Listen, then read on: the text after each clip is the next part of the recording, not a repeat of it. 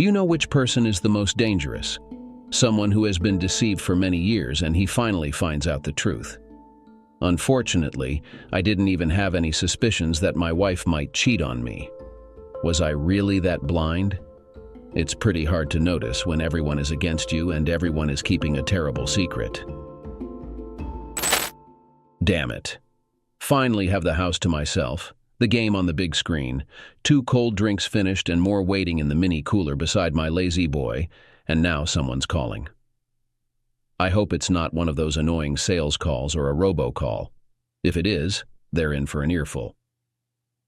It was around 8 p.m. on a Wednesday evening. My wife, Tracy, usually worked late on Wednesdays, so I always made plans for a night of relaxation or entertainment. Tonight was meant for staying in.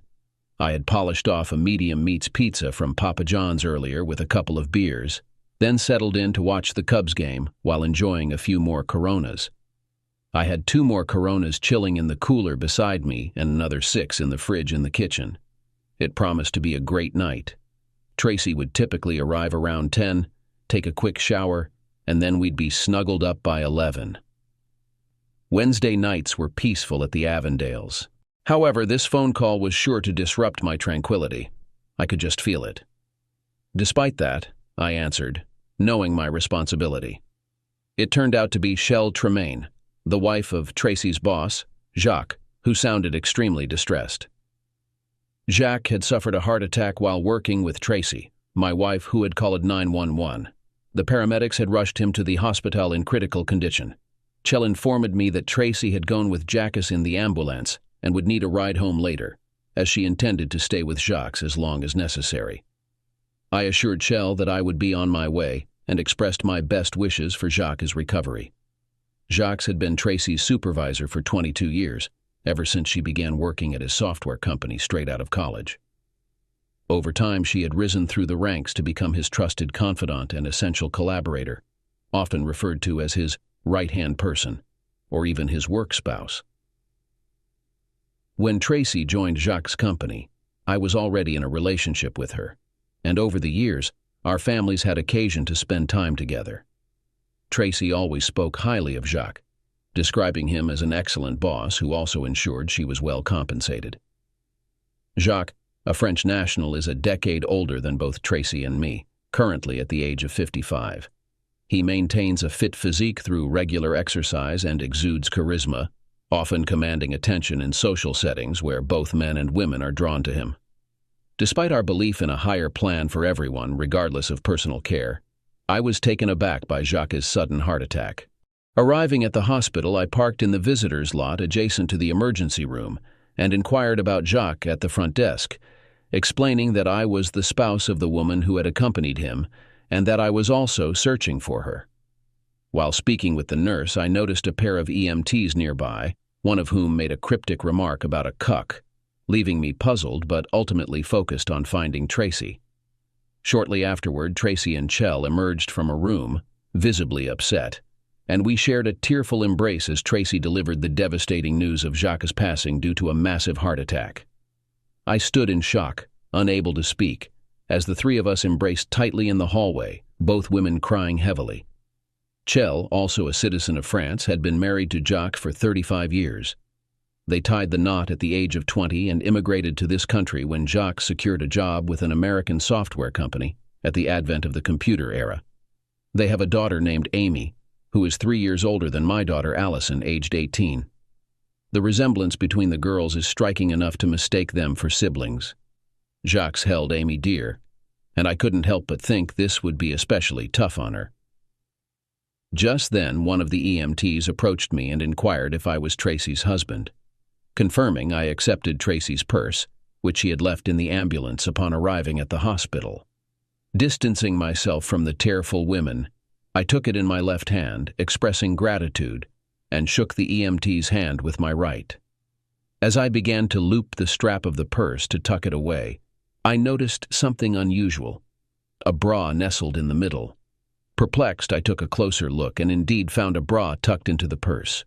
Amidst the chaos of the women's wails when they emerged from the room, I hadn't really paid much attention to Tracy's appearance.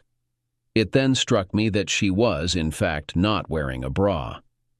That struck me as odd, I thought to myself. I'm not sure how much longer we remained at the hospital with Chell before she decided it was time to leave. Amy was due to arrive from university in the morning, prompting Chell to prioritize getting some sleep. I drove Chell home and then took Tracy and myself back to our house. I planned to assist both women in retrieving their cars the following day, Chell's from the emergency room lot and Tracy's from her workplace lot. When we got home, Tracy didn't utter a word to me. She went straight to the main bathroom and took a shower. About 20 minutes later, she joined me in the family room, her eyes swollen and red from crying. Sitting on the sofa, she seemed distressed, so I left my lazy boy and joined her, embracing her tightly. Her breathing was uneven, and I could feel her body convulsing with sobs. I wanted to inquire about the braless incident, especially since she was supposed to be working with Jacques, but I couldn't bring myself to broach the subject that night. Instead, I silently held her for another 20 minutes until she expressed her fatigue and went to bed. It was midnight, so I decided to retire as well. The next morning, I took a personal day, and after freshening up, I offered to drive Tracy to her office to retrieve her car. However, she appeared visibly shaken and struggled to speak coherently before composing herself. She requested that I take her to Chell's place instead, where they would arrange for a cab to take them to the office to collect some of Jacques' belongings. Tracy planned to then drive Chell to the hospital to handle paperwork and retrieve Jacques' personal effects. Despite offering my assistance, she declined. This arrangement worked out well for me, as I needed to locate the EMTs who responded to the emergency the previous night and clarify a few details. After dropping Tracy off at Chell's and receiving a brief update on Chell's condition, I headed straight to the hospital. I promptly obtained the names of the responding EMTs and was directed to their location. I located my targets at the fire station I was directed to, and they recognized me from the previous night. I focused on the individual who had handed me Tracy's purse, identified by his name tag as Gage, and inquired directly about the starting point of the emergency. Once again, someone struggled to respond to me. "What do you mean?" he asked, suddenly regarding me with suspicion. "My wife and Jacques were supposed to be picked up from the Softel, but you didn't, did you? Is that why you referred to me as Cook?" "Oh, damn. I didn't mean anything personal," he replied, his voice rising. "We've just had situations where the people checked into a room weren't who they claimed, and when things go wrong, we're blamed. Don't shoot the messenger." "Take it easy, Gage. I'm not trying to blame you. I just want the truth. I had to look up Cuck, and I wasn't pleased with what I found, but that's not your problem. It becomes my problem if you lie about where you picked them up." "We started at the West Side Hotel," Gage responded. "They were about 15 minutes into the run when the guy collapsed and fell on your wife. She had to push him off to call 911, and in the meantime, she performed CPR. He was barely alive when we reached the ER. I possessed the truth, requiring no further confirmation. Expressing gratitude to both, I departed, sensing their pitying gazes trailing me as I exited. Driving home, my thoughts swirled. Tracy had been intimately involved with Jacques when he nearly succumbed to a heart attack. How long had this deceit persisted? Then, a revelation struck me like lightning. Allison and Amy's uncanny resemblance was no mere coincidence. They were siblings. Tracy had maintained this affair for at least 19 years. How had I remained oblivious for so long?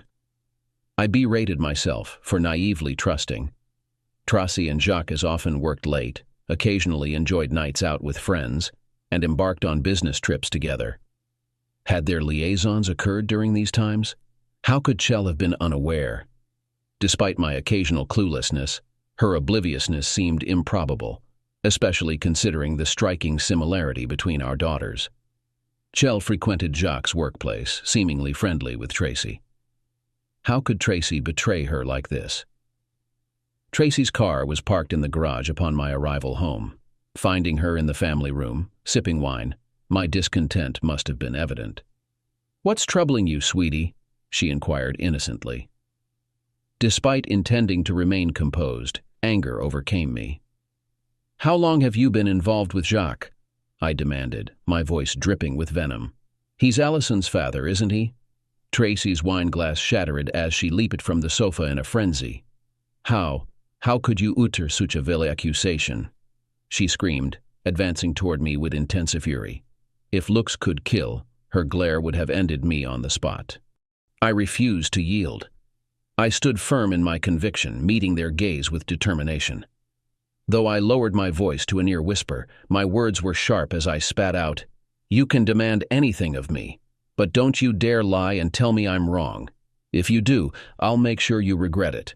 In our 2 decades of marriage, and even before, I had never spoken to my wife with such vulgarity or threatened her physically. Her reaction was one of pure shock.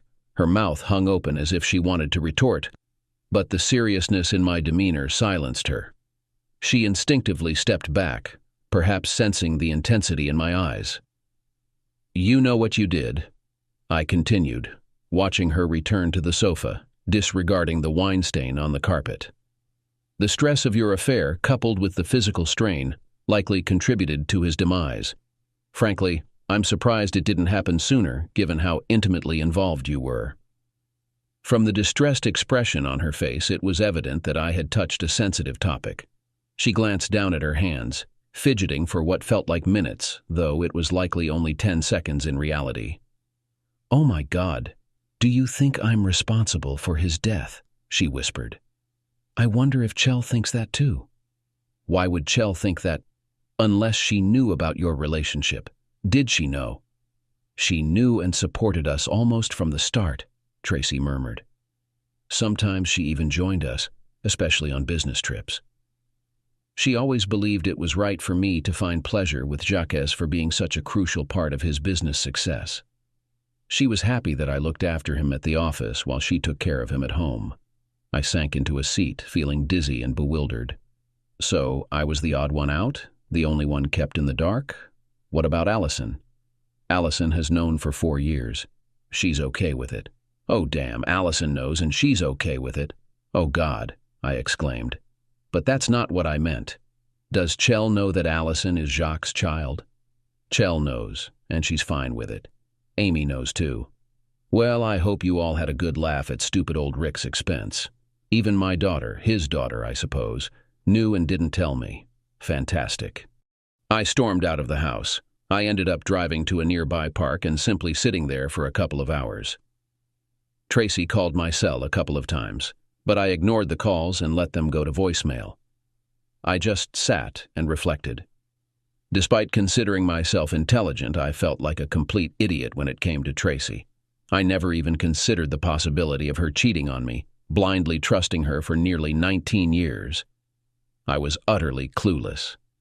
I couldn't help but wonder if there were others besides Jacques. My mind was flooded with thoughts. As it began to darken, I left the park and headed home. Upon entering the house through the garage, I noticed a faint light in the kitchen above the table. Tracy was seated in her usual spot with a cup of tea. She offered me a cup, but I declined and opted for something stronger from my liquor cabinet. Pouring myself a scotch, I took a seat in my chair across from her. "I can't even begin to express how sorry I am for hurting you," Tracy said softly, her gaze fixed on her hands. "I need to hear the whole truth. Now," I replied, my voice tinged with frustration. "You need to explain how you could betray me while claiming to love me. You need to tell me if you ever truly loved me and respected me. Don't you dare question my love for you, ever," Tracy interjected urgently. "I've always loved you, still do. It's just that I also loved Jacques. Some people believe you can only love one person at a time, but I know that's not true because I love two." "Save it. Just get on with it," I said, devoid of emotion. Tracy had joined Softel when the company was nearly a year old. Like many small businesses, the small team wore multiple hats, worked long hours, and formed close emotional bonds. It was an exhilarating period for her, and she often recounted the challenges during our dates. Our relationship had started about a year before she joined the company. As Softel grew and prospered, Tracy emerged as Jacques' indispensable right-hand person. While Jacques represented the company's dynamic face, Tracy essentially served as the cohesive force holding everything together. She excelled at juggling multiple tasks, and Jacques increasingly relied on her as his indispensable partner. Interestingly, as Tracy and I grew closer outside of work, the bond between Tracy and Jacques also deepened in the office. Tracy observed that her personal and professional lives seemed to be progressing in parallel, although Tracy and Jacques maintained professionalism in front of their colleagues.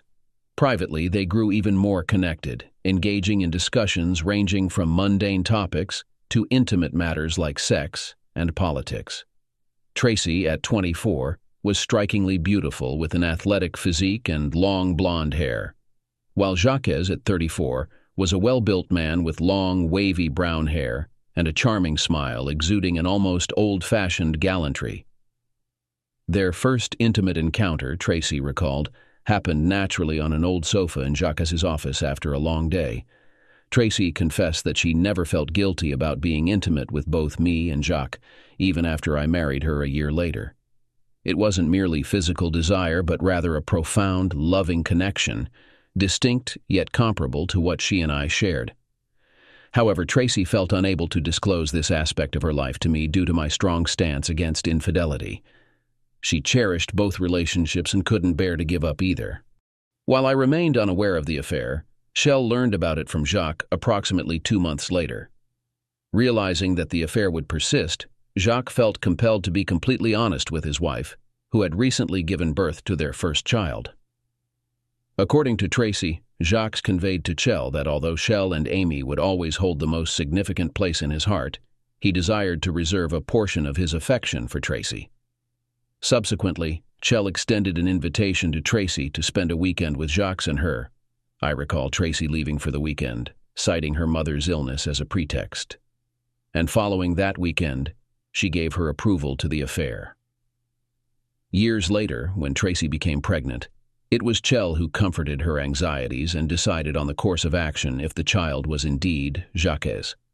Given that both Jacques and I had A+ blood, determining paternity was straightforward. Moreover, since I rarely spent time alone with both girls, any remarks about their resemblance were casually dismissed by either Shell or Tracy with a jest about my social life, thereby averting any suspicion. Tracy remarked that Shell regarded her almost as a younger sister, and took pride in what she called Jacques' little family.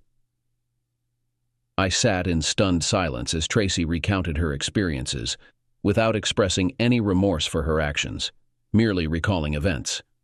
Tracy paused, expecting a response from me. All I could think to ask was whether she and Jacques had ever taken a break when we were newly married and having sex almost every day. She seemed embarrassed, avoiding eye contact before finally admitting they hadn't. She reminisced. That period of my life was so thrilling. I had 2 attractive men who loved and desired me, and I was constantly aroused.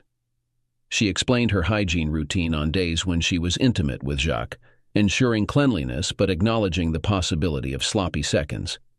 She admitted to being mindful of minimizing any crossover, but confessed to never allowing me intimate contact after being with Jacques. "Quite considerate of you," I muttered. She reflected, "It's funny, after all this time, I never really compared your sexual performances. Both of you were great lovers, caring and attentive and similar in size. It wasn't about better or worse sex with Jacques. It was just different, shaped by who each of you were. I must confess that I found some solace in the realization that my connection with the well-endowed stranger wasn't solely driven by lust. However, I was deeply wounded to learn that she harbored feelings for him in addition to me. I grew up believing in monogamy, the idea of one exclusive partner for each individual. Despite being the recipient of her primary intimacy, there was another person she was sharing that bond with. Tracy set her tea aside and gazed deeply into my eyes, as if attempting to peer into my very soul. I speculated. I lacked a response to her unspoken inquiry, and words of wisdom eluded me. Tidying away my Dewar's bottle in the cupboard, I placed my glass in the sink before ascending the stairs to bed. The reason for this action escaped me, as I was certain I wouldn't find any rest that night. Approximately 5 minutes later, Tracy joined me in bed, nestling up against my back. I feigned sleep, preferring not to exchange even a simple good night. I rose at my customary 5 a.m., completed my usual morning routine, and set off for work. Tracy was still asleep when I departed, indicating she had no intention of going to Softel. Presumably, she and Shell will need to resolve the situation following Jacques' departure. However, that's their concern. Clearly, I had my own issues to address. Work has always provided me solace during turbulent times, and I hope this pattern would persist. I work at Mayonnaise Pharmaceuticals, where I serve as the Vice President of Sales. Despite being 45, I represent the new breed in the industry. With a background in chemistry, I possess a unique understanding of our products' manufacturing processes and functionalities, unlike many of my counterparts in sales leadership. In fact, I played a role in developing one of our successful products, coq-crazitol, a pill designed to reduce women's libido for those with excessive sexual desires. It's been a lucrative venture for us, and I've personally benefited from its success. I also earn a substantial salary, and combined with Tracy's income, we were living quite comfortably. A luxurious home in a fashionable neighborhood, 2 high-end cars, and fantastic vacations. Financially, neither of us will suffer after the divorce. There, I acknowledged it. The dreaded D word. I hadn't seriously considered it until that moment, perhaps because it seemed inevitable to me since the discovery of Tracy's infidelity. With Allison away at college and out of the house, there's really no compelling reason for us to remain together. Apart from the fact that Tracy broke my heart, this shouldn't be such a big issue. My boss, Arnold Kramer, and I have collaborated for 18 years. After spending 5 years as a chemist at a different pharmaceutical company, I met Arnie at an industry convention, and we engaged in a conversation about various topics. He suggested I explore sales, and subsequently offered me a position in his company. Intrigued by the challenge, I made the move. Arnie's evaluation of my abilities proved entirely accurate, and both of us have reaped significant rewards from it. Not only do we have a productive working relationship, but I've also discovered that he's a genuinely good person, and we've cultivated what I anticipate will be a lifelong friendship. Arnie has been married to his wife, Lauren, for approximately 30 years. He has 2 adult children and, 5 grandchildren. Despite being 52, he exudes the energy of someone much younger. He possesses a keen intellect and isn't hesitant to recruit other intelligent individuals to join his team. I like to believe I'm one of them. Arnie appeared genuinely concerned when I informed him of Tracy's infidelity and my decision to divorce her. He inquired if I was certain about her unfaithfulness, to which I confirmed. Without delving into specifics, he respected my need for time to process and plan. However, he did provide me with the contact information for the attorney representing Mayoni. Arnie values loyalty to those who perform well for him and had confidence in the Mayone team, especially in their divorce division, which catered to individuals in better financial standing. He encouraged me to take whatever time I needed, though I assured him that only intermittent absences would suffice, as the case seemed straightforward. Living in a no-fault state, we both aimed to act in the best interest of our daughter Allison, and had separate pension plans, and could easily split the proceeds from the house sale. Wow, did I miss that one completely? When I arrived home from work that evening, Tracy had dinner ready, my favorite spaghetti supreme, and had uncorked a nice bottle of Merlot. Things seemed so promising that I couldn't bring myself to remind her that Jacques was the wine expert. I preferred my drinks distilled. It's hard to keep everything straight when you're juggling multiple relationships. Tracy kept up her usual cheerful chatter during dinner, pretending as if nothing had changed between us. I waited for about 10 minutes before cutting through the facade, finally uttering those dreaded 4 words. "We need to talk." "No, we don't," she snapped back almost immediately. I was taken aback by her response and her tone. I had discovered, and she had confessed to, a decades-long affair with her boss. She knew how strongly I felt about cheating. How could she expect me to forgive her? "I was hoping we could discuss this like adults before I proceed with legal action," I said as calmly as possible. "You can do whatever you want, but I'm not giving you a divorce," she said, irritation creeping into her voice. "The fact is, you love me and I love you, and I won't let you go. I'll fight you every step of the way. You're being foolish and risking the best thing you've ever had, just because your pride is hurt." I began to reply, but she interrupted me before I could finish. "Before you learned about Jacques and me, did I ever give you any reason to doubt my love for you? Did I ever mistreat you in any way? You received all the affection you desired, and I ensured your well-being in every aspect, physically, mentally, emotionally. Aren't we each other's closest confidants? If you hadn't stumbled upon it by chance, you would have remained blissfully in love with me until your last breath. You would have been none the wiser. Can't we return to that?" "No, because I did find out. Your love for me isn't as genuine as you claim, because otherwise you wouldn't have given yourself to another man, both physically and emotionally. You knew it was wrong, so you kept it concealed from me. I don't consider 2 decades of deceit as love. It's bad enough that you've been involved with another man for 2 decades, but you confess to loving him as well. You've shared intimacy with him just as you have with me. How does that demonstrate love for me?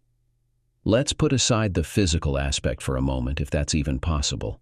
Can't you see that every bit of love you gave him was stolen from me?"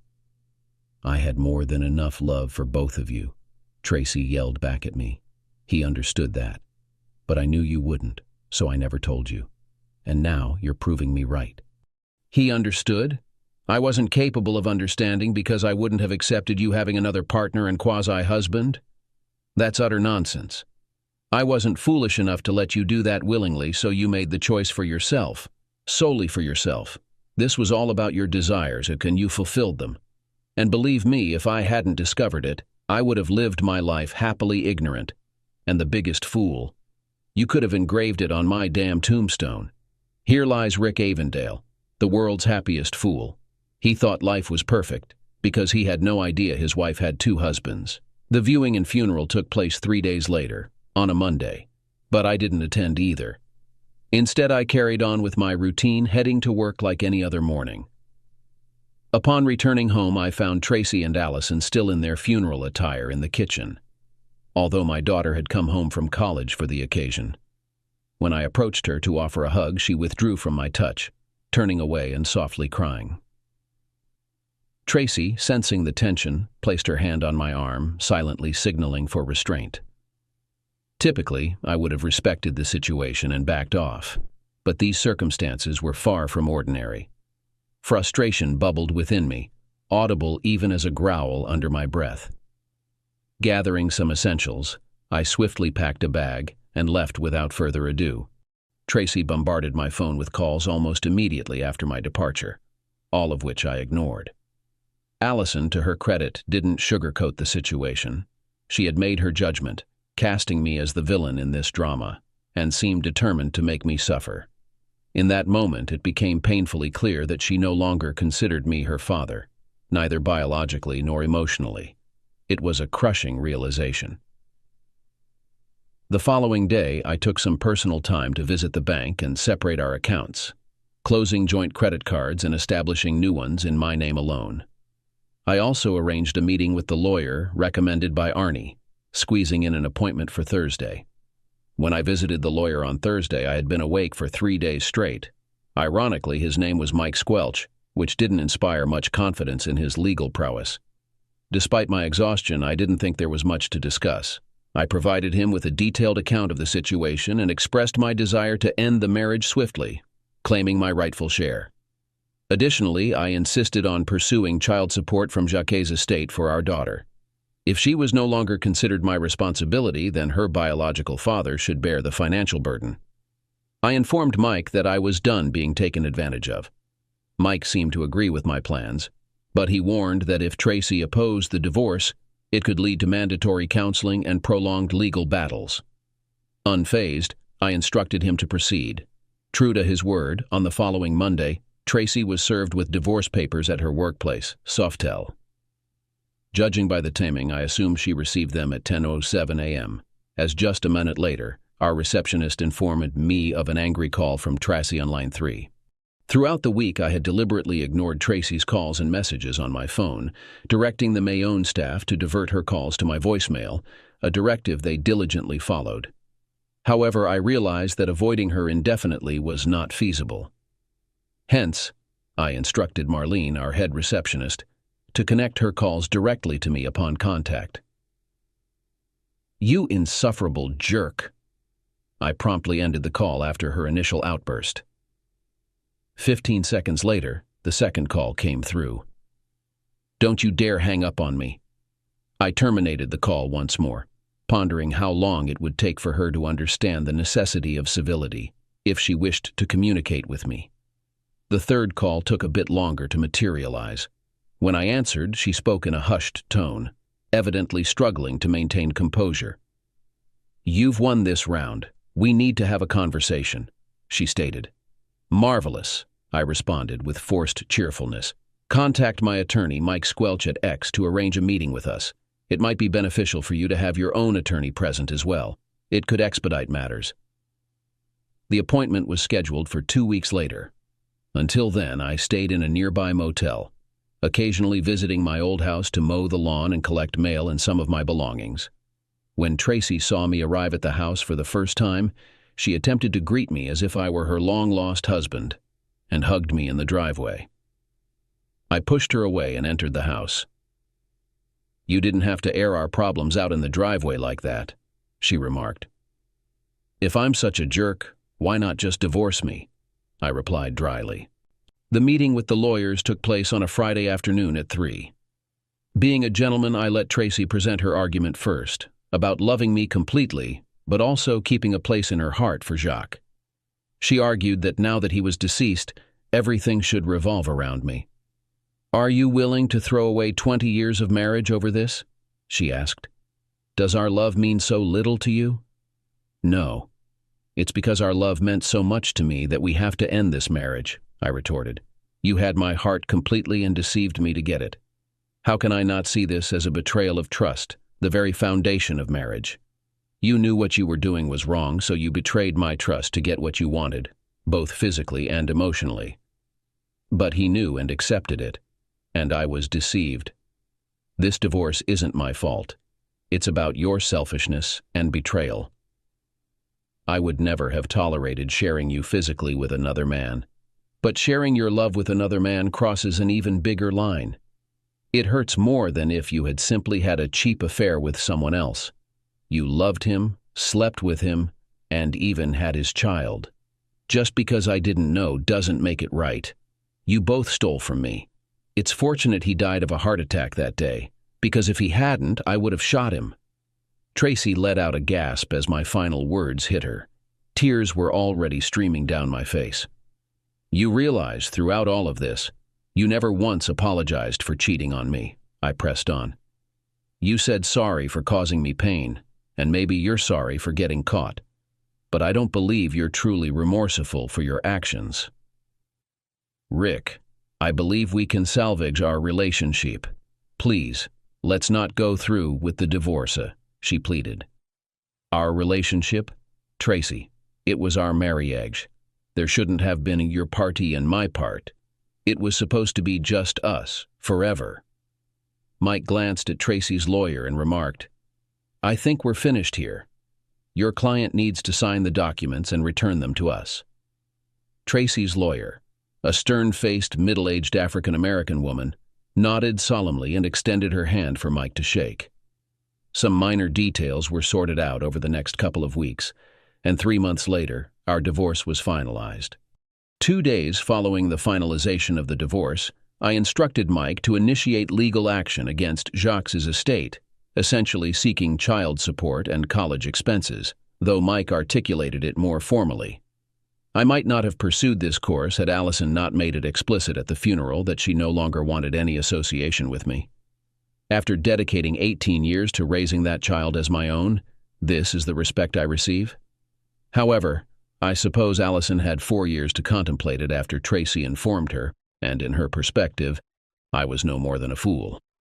14 years of genuine paternal care, wasted. So I didn't take offense when Mike proposed compensating for the lost respect with real money, precisely $1 million. I admired Mike's approach. I anticipated a call from Chell once she was served, but instead it was Tracy on the line. Chell must have thought I'd take the news better coming from Tracy, but she was mistaken. "Is this another way to retaliate against me? Are you facing financial difficulties? Tracy questioned when I answered. Well, greetings to you too, Mrs. Avondale.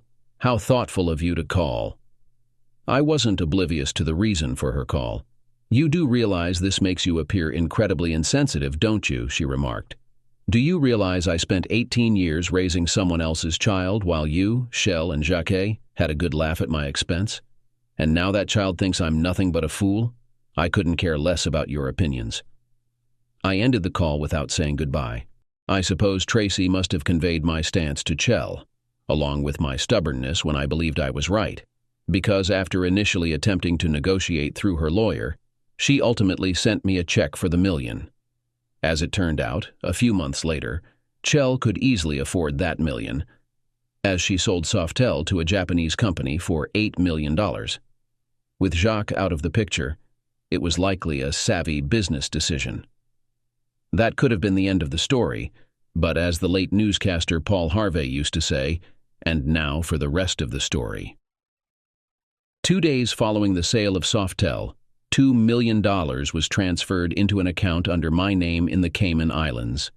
This sum constituted my finder's fee for Nakatomi Lati, successfully acquiring Softel within 9 months, as stipulated in a deal agreed upon by an unidentified Nakatomi attorney and myself.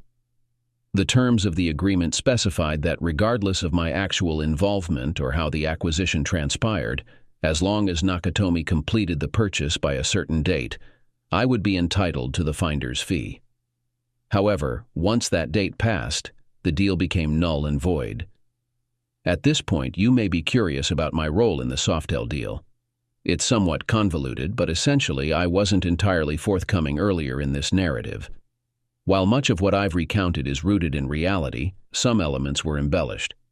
A performance on my part that could have rivaled an Academy Award-winning act, portraying myself as completely oblivious. Let me elaborate. Up until about a month before Jacques passed away, I was completely unaware of what was going on. Then, out of the blue, a Nakatomi lawyer approached me, seeking my assistance in negotiating a deal with Jacques for Softel. Why do you think I can help, apart from the fact that my wife is closely associated with Jacques? I asked, genuinely curious. Because we recognize your intelligence, and we believe you're capable of handling the challenge and reaping the rewards of outsmarting the man who has been deceiving you for years, the lawyer replied. To say I was stunned would be an understatement. Tracy was being unfaithful, and this Japanese individual knew about it. It was unbelievable. It turned out Nakatomi had thoroughly researched several companies, leaving no stone unturned. They easily uncovered details about Jacques, Tracy, Chell, and even their daughters. They correctly assumed that I would be motivated to assist them. However, time was of the essence as they were considering other software firms, and I had to act within a 9-month time frame. Initially, they presented me with proof of Tracy's unfaithfulness. They provided photos, videos, phone records, travel receipts, everything. I had all the ammunition to expose both of them. Then they made me an offer. Despite already having a comfortable income, they dangled $2 million to assist them in wresting control of the company from Jacques. Frankly, I was already inclined to help without the financial incentive, but I kept that to myself. My priority was to strategize my actions and ensure the money would come to me post-divorce, avoiding any splitting since we reside in a no-fault state. However, I needed to compose myself to avoid revealing my hand prematurely. My initial, albeit fleeting, impulse was violent, waiting for their next rendezvous, breaking in, and taking drastic measures. But the prospect of spending my life as Bubba's cellmate didn't sit well with me. So I opted to maintain composure, continuing to feign ignorance, a skill I'd honed for 2 decades already. I briefed Arnie on what I discovered about Tracy and Jacques, omitting the details of my source. We spent a late night at the plant, sipping Don Julio tequila and brainstorming solutions. After consuming about half the bottle, Arnie, with sincerity, remarked, "Isn't it ironic that the guy who invented cock crazy-tall has his wife cheating on him? You should have slipped her some of that stuff, Rick." That's when it clicked for me, though I kept my revelation to myself given the circumstances. I shouldn't have given it to her. I mused silently. I should have slipped some of that stuff to him. Hold on. 2 problems solved with 1 action. One of the notable benefits of coxcrizitol is its lack of contraindications compared to most major drugs. In fact, there's only one, provided the prescription is followed correctly. It should not be taken by men at all. While it effectively suppresses a woman's libido, it inexplicably causes a spike in men's blood pressure and can lead to a fatal heart attack. All I needed was to somehow get it into Jacques' possession. Jacques and I are both members of the same golf course, and we occasionally play together with 2 other guys as a foursome. I arranged for us to play as a foursome the following Saturday, with a planned stop at the restaurant for a leisurely lunch after the first 9 holes. The opening 9 holes went well, and we enjoyed a leisurely 90-minute break for lunch and drinks before heading out for the second 9. Now bear in mind, I have a knack for salesmanship. So, while we were casually dining and having drinks, I casually remarked to Jacques, "You doing all right, buddy? You seem a bit fatigued." Jacques, being a decade older than the rest of us, was aware of the age gap, and my question clearly got to him. I could see him pondering when I suggested we could push back our tea time by 30 minutes to allow him some extra rest.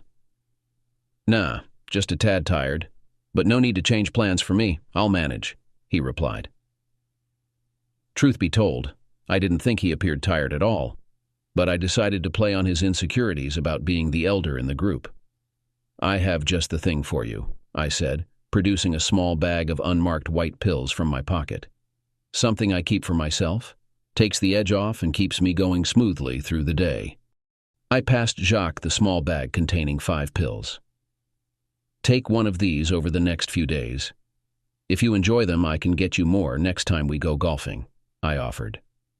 Jacques took 1 pill from the bag, swallowed it, and washed it down with bourbon on the rocks. He pounded his chest like a monkey and let out a small Tarzan-like yell. "Let's go, guys. I'm feeling energized," he exclaimed cheerfully. In reality, within a short time, he probably did feel the effects of the pill. An increase in blood pressure can give you a boost, which is why athletes focus on getting pumped up for their games. However, too much of a good thing. For those wondering why I handed him a small bag instead of a pill bottle or box, the intention was for him to dispose of the bag once he finished the pills, rather than keeping it around where it might be discovered if someone searched his pockets during the expected events on Wednesday night. To those now paying attention, those 5 pills were intended to last until Wednesday, which was when Jacques and Tracy typically rendezvoused.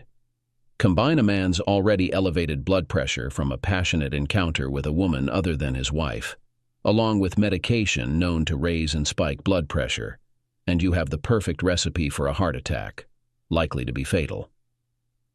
However, since it would appear like a standard heart attack, and given the limited resources of our small city's crime investigation unit, any further inquiry into the matter would only occur if something seemed suspicious.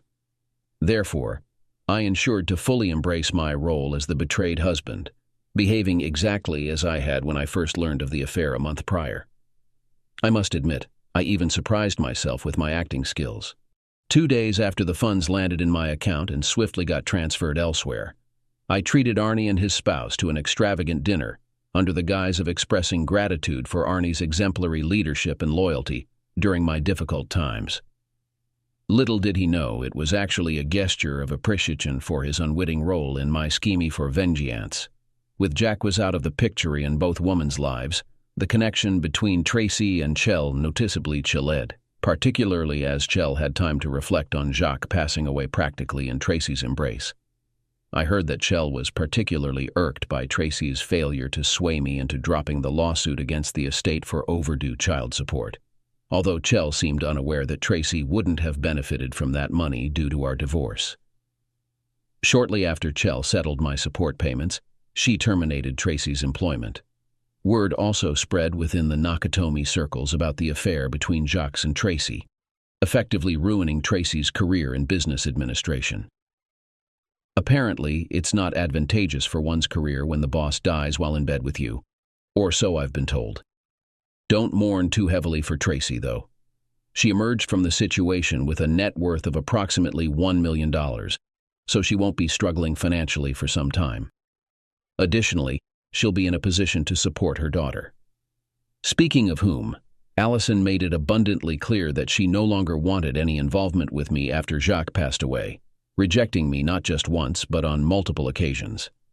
I suppose that's the outcome of all the years I spent raising her, providing for her, coaching her soccer teams, and attending all her dance recitals. Well, I won't be making that mistake again. As for myself, I reckon I'm doing fairly well for someone who lost their life partner after 2 decades. It took me some time, but I eventually began dating again. However, I'm uncertain if I'll ever fully trust another woman, and I'm not convinced I'll ever find someone who compares to what I believed I had with Tracy. Nonetheless, I'm unencumbered by any obligations. With a net worth of around $5 million, I've transitioned into semi-retirement, now only engaging in special projects for my own. Perhaps one day I'll develop a pill that enables clueless husbands to instantly detect a cheating wife. Now, that would certainly be a boon for humanity.